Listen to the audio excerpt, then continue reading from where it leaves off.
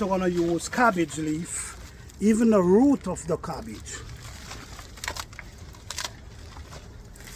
We want to put as much.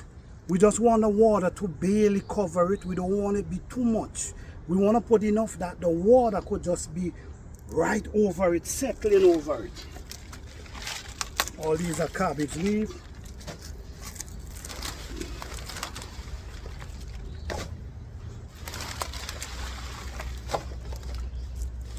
So we have the banana and we have the cabbage leaf.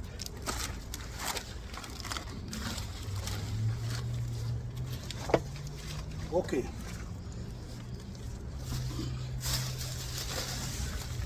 This is a vines that grows really well. This is a vines that grows up into the trees. Then when you look, you're gonna see they have vines that you could swing on. These are the plant. That plant grows so well. So that's how we realize this is needed in our compost. Yes. This is another plant that grows beautiful. Beautiful. So what we do, this produces yellow flowers. I cannot remember the name at this point. I'm going to put it in the description. But this, when you crush this, it has some juice inside of it. It's real wetty.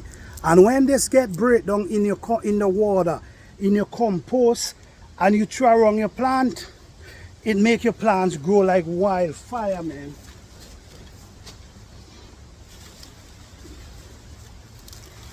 You see, we have a bunch of that as well.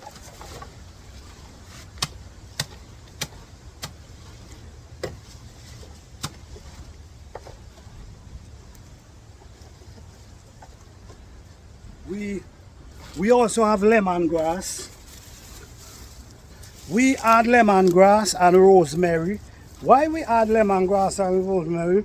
It helps eliminate the scent. Lemongrass and rosemary help eliminate the scent from inside here.